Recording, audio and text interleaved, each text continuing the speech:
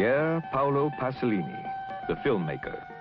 Contradictory, Marxist, mystic, Catholic, and atheist.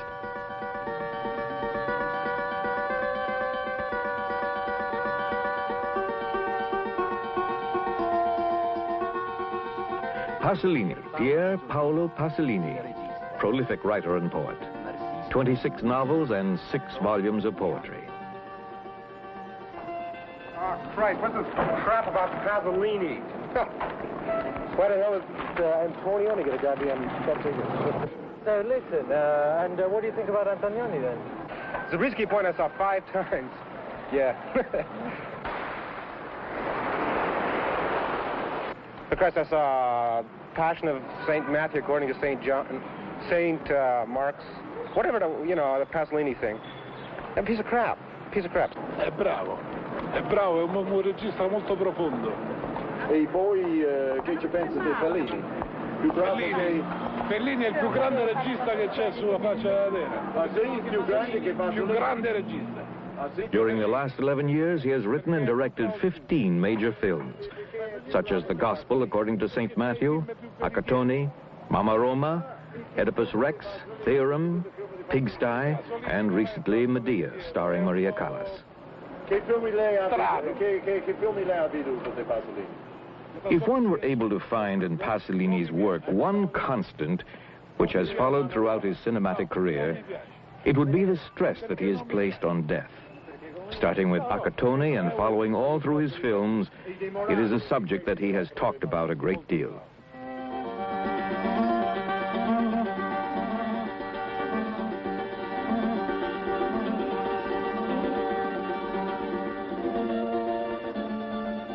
Pasolini ha scritto una poesia circa i disordini che allora cominciavano in Italia, credo. One underlying tendency can be discerned in Pasolini's career. He lays increasing stress on the need to restore an epic and mythological dimension to life, a sense of awe and reverence to the world, a sense which he maintains the peasantry still possess, though the bourgeoisie has done all in its power to destroy it. Il poliziotto è uno sfruttato, però da lì diciamo... In Rome, Italy, 1968, Pasolini wrote a poem relating to confrontations during the first large student manifestations, and in a completely surprising and unexpected way, he takes the part of the police. Mi è sembrato soprattutto che non potesse costituire una posizione... Making a racist accusation against the students because they are the sons and daughters of the bourgeoisie. Pasolini has not been able to take a valid political viewpoint, but as on so many other occasions has expressed his own personal and subjective thoughts. Ma è molto semplice, d'altra parte, tutti coloro che hanno criticato questa mia poesia... All those who criticized my poem had to continually backtrack on the occasion of the death of a policeman killed either by the police, the fascists, or communists. His death brought out exactly what I had said. Power has 2 ways of bringing about a racist hatred against the poor. The first point, leave them poor and the poor person comes to be hated. Make them policemen and they're accused of being killers. The moment a poor person becomes a killer, he's open to racist hatred. This is horrible. We shouldn't experience this. I'm obviously against the police. It's the arm upon which every power structure is built. And a power structure always tends towards the right. I do, however, refuse to share in any type of racial hatred. L'arma su cui ogni potere si fonda. I poteri sono sempre di destra. Ma quello che mi rifiuto di provare è di provare dell'odio razzistico contro i singoli poliziotti, soprattutto i giovani innocenti. Pasolini, a mio parere, è sempre il migliore... Pasolini's always better when he's talking about himself. We ask an artist to tell us about himself. We don't ask him to tell us about the world. Non chiediamo a un artista che ci dica qualcosa sul mondo. Allora, io credo però che quando avrà abbandonato I believe that when he has abandoned certain preconceived notions about making stories, fairy tales and explanations, then he will have a more direct rapport, almost autobiographical with the camera. Con la macchina da presa, the fusion between these 2 great personalities, the filmmaker and the writer, will give Pasolini a new vision from which we can expect great works. truly new and original in world cinema. Proprio una parola Of this I am certain. veramente sua e nuova nel cinema mondiale. Io ho fiducia. Alcuni in Italia hanno criticato Pasolini. Oedipus Rex. People in Italy criticized Pasolini for not making Oedipus an intellectual, because they imagined Oedipus as such. Pasolini considers this a mistake. An intellectual seeks things out, whereas Oedipus is exactly the opposite. He is innocent. Il contrasto tra la completa innocenza e la ricerca della conoscenza. That is the thing that inspired Pasolini the most in Sophocles. The contrast between total innocence and the quest for knowledge. Il film è oltremodo pessimistico. It isn't so much the cruelty that produces crimes, but the fact that crimes are committed because people do not understand history, life, or reality. The film is very pessimistic. By the time Oedipus gets to understand, it's no use to him. Certainly, one could always play with the hypothesis that if Oedipus had not been so fatally innocent and unconscious, if he had been an intellectual and had first sought out the truth, he might have been able to alter reality. The only hope is a cultural one, to be an intellectual. Pasolini wanted the central part, which is the main body of the film, to resemble a dream. This explains the settings and the choice of costumes, and it sets the general rhythm of the film. Pasolini is basically irrational and innocent like Oedipus, and at bottom, ignorant.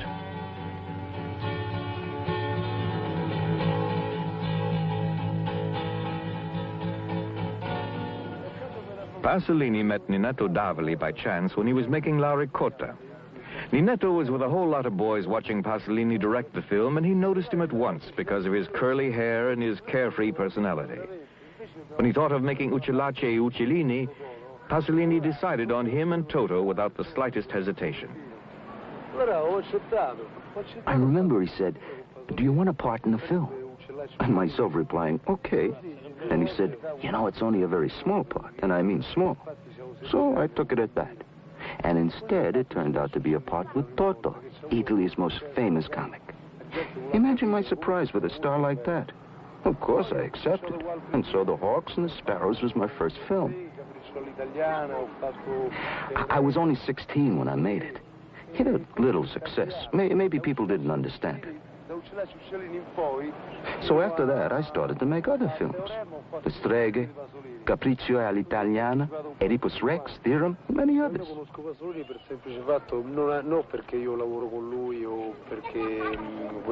He's the only person I know in whom I can confide. For me, Pasolini is like a brother.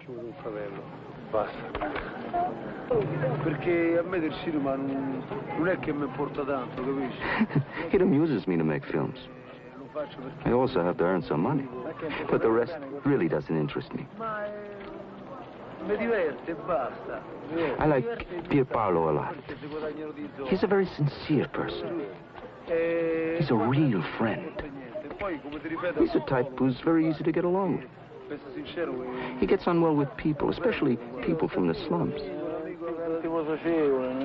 Cioè è un tipo, niente, è un tipo che sta bene con te, con tutti quanti, capito? Sta bene con la gente del popolo, sta bene con la gente di quelle borgate.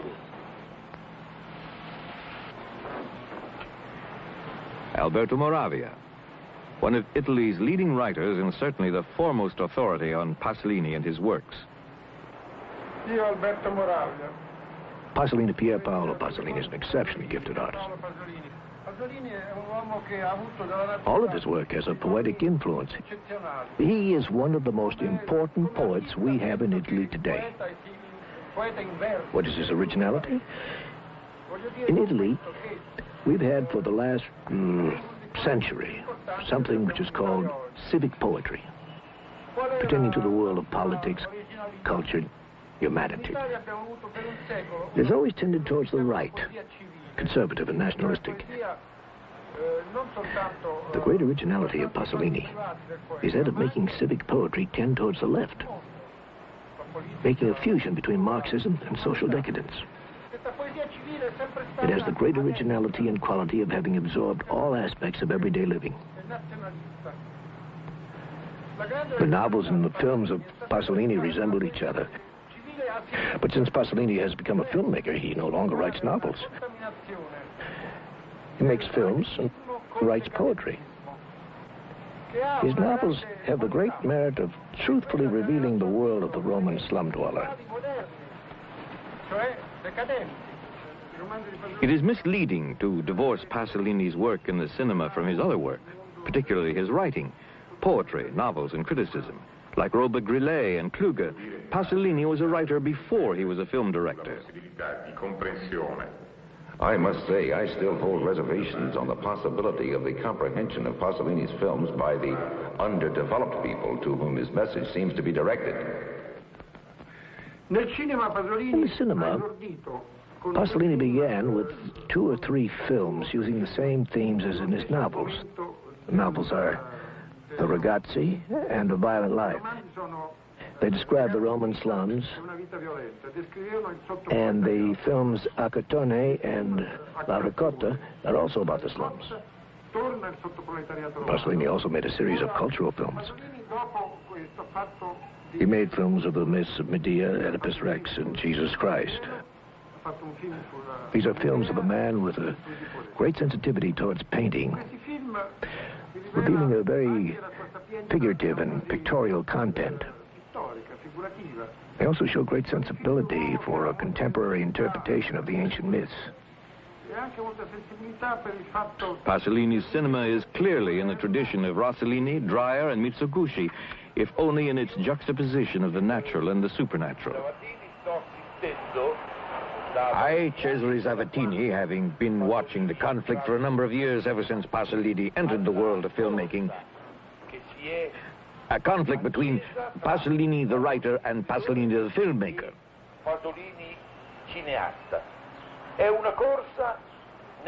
It is a conflict in which Pasolini the filmmaker tries to reconcile with Pasolini the writer. Ma fino a questo momento, a mio modesto avviso, non l'ha ancora raggiunto. The Gospel according to St. Matthew. In Pasolini's film, The Gospel According to St. Matthew, Christ is an intellectual in a world of poor potential revolutionaries. When he told the story of Christ, he didn't see him as he really was.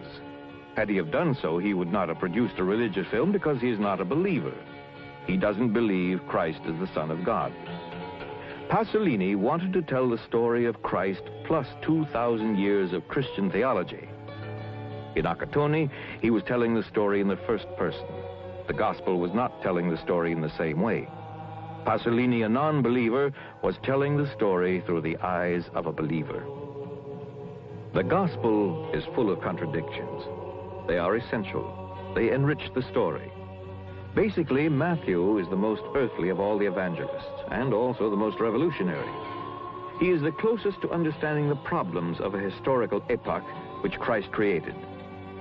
I remember it took Pasolini 3 years to raise the money to make the Gospel.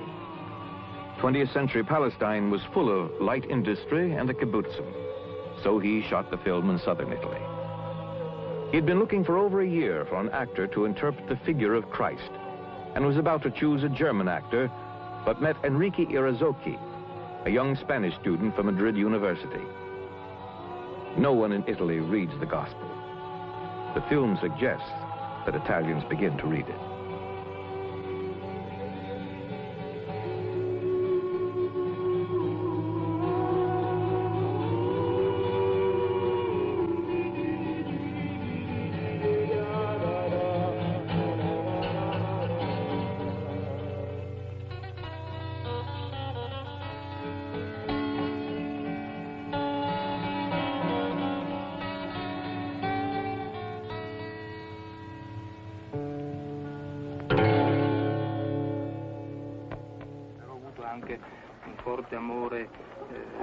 I had a strong love for my father until the age of 3. The fundamental task I set myself is that of being rigorously disciplined. By this I mean rigorously disciplined as an intellectual. I was decidedly a Marxist straight after the war. I had to defend myself against an excess in clarity, against an excess of familiarity and almost banality. My problem is an artistic one, a formal one, and art, as you very well know, is never clear. My films are the works of an author with very singular individual characteristics. I've never talked about the importance of the family. I'm against the family. The family is an archaic remnant. During my childhood, I had certain conflicts with my family, whose background was definitely middle class. My father represented the worst element I could imagine. It's rather difficult to talk about my relationship with my father and mother because I know something about psychoanalysis. What I can say is that I have a great love for my mother. My origins are fairly typical of petty bourgeois Italian society. I'm a product of the unity of Italy as a republic. I've never wanted to make a conclusive statement. I've always posed various problems and left them open to consideration. I've stated various times that Oedipus Rex is an autobiography. My father, who was an officer, and my mother was more or less like the woman in the film played by Silvana Mangano.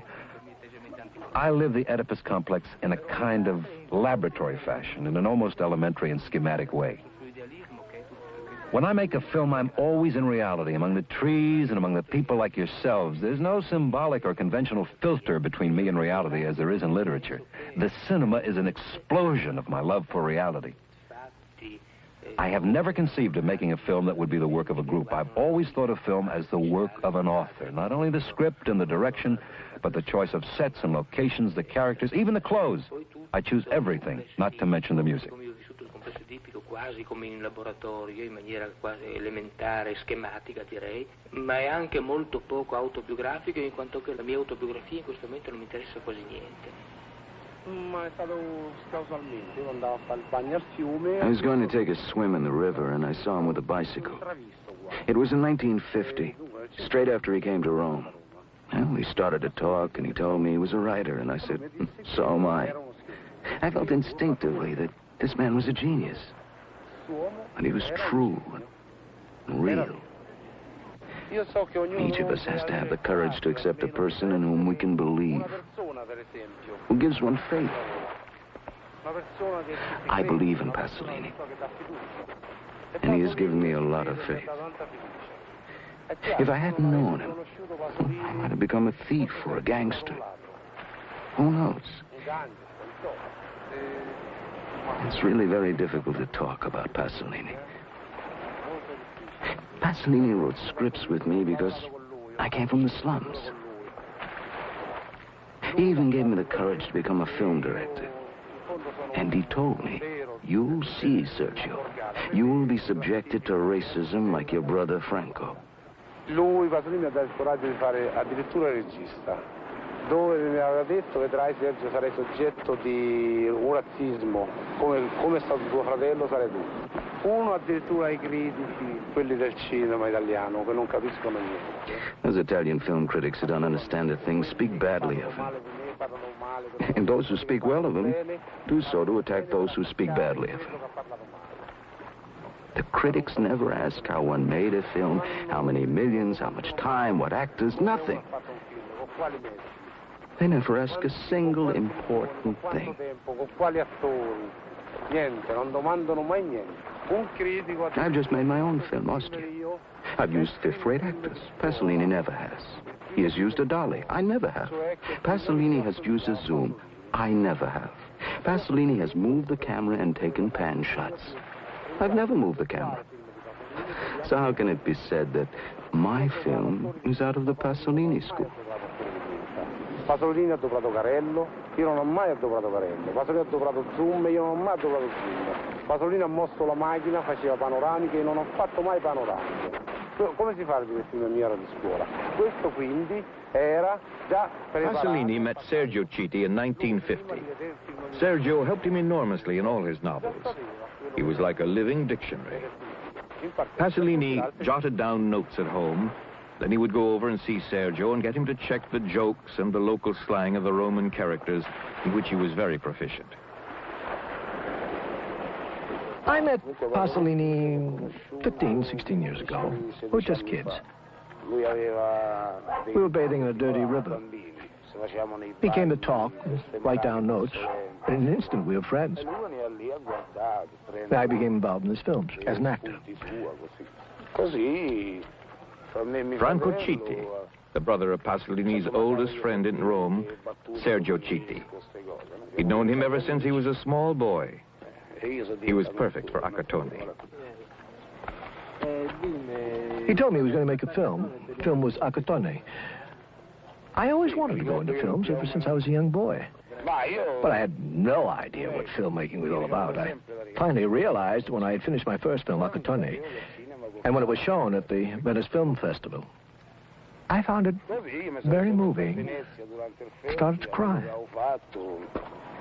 Mi sono pure commosso, mi sono messo a piangere.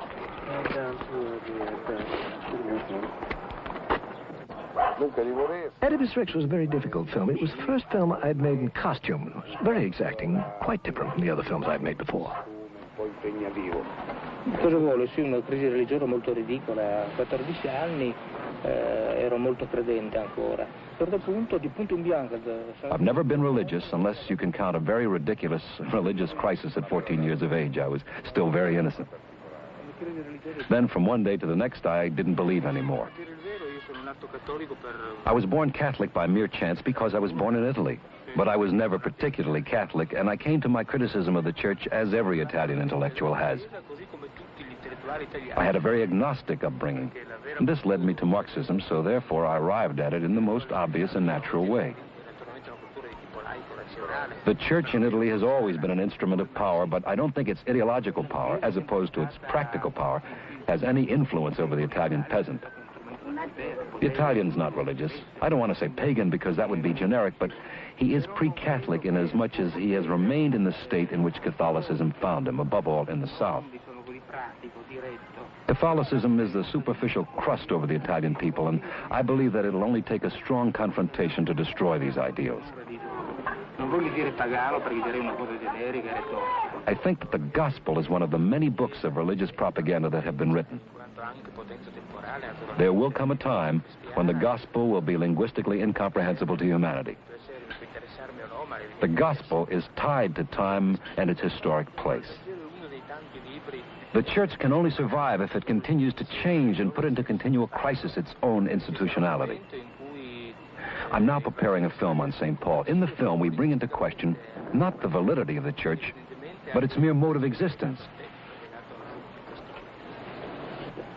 Cioè la Chiesa può sopravvivere soltanto se decodificandosi continuamente, mettendo continuamente... The church will probably be able to continue for centuries to come if it creates an ecclesiastical assembly that continually negates and recreates itself.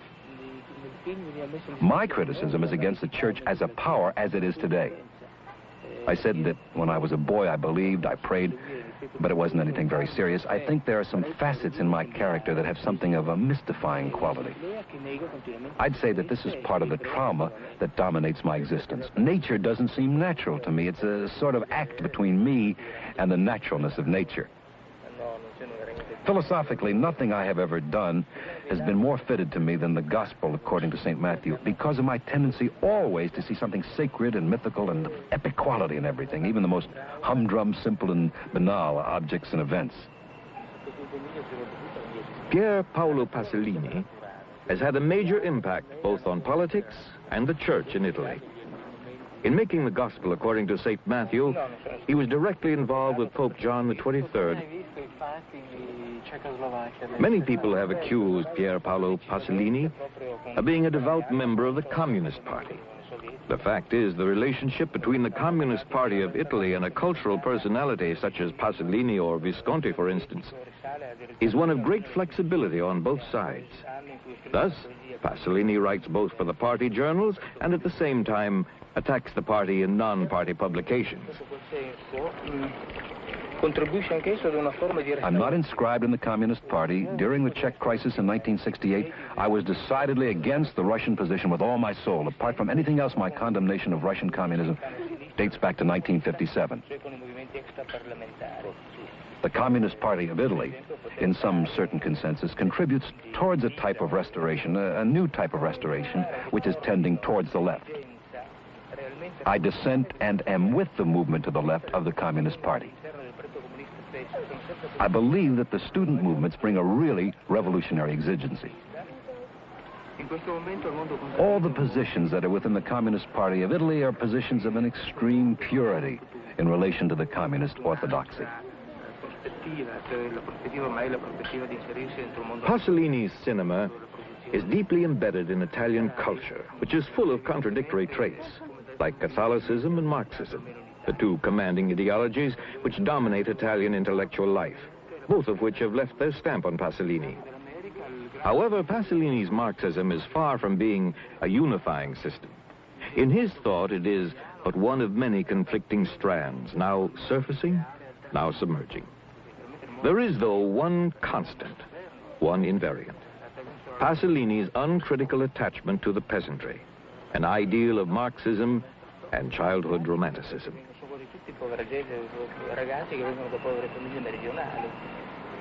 The working class, as past events have shown, both in France and Italy, have taken in hand all the possibilities of revolution. In the United States, the element referred to as the prime mover of revolution would be the dissident bourgeoisie. The world of the Italian peasant pertains in some ideological way to the third world.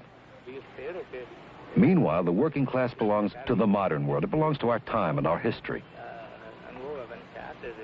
Here in Italy, the policemen, for the most part, are poor boys who come from very poor families in the South. I hope that the union confrontations and the student movement will bring us to new advances in the people's movement and in the revolutionary movement. The idea of Marxism being rational is true when it's a science, but in the moment when Marxism is action or revolution, it ceases to be rational. The moment a Marxist goes into action, purely pragmatical elements or purely revolutionary sentiments exist that contain something of a religious or mystical nature.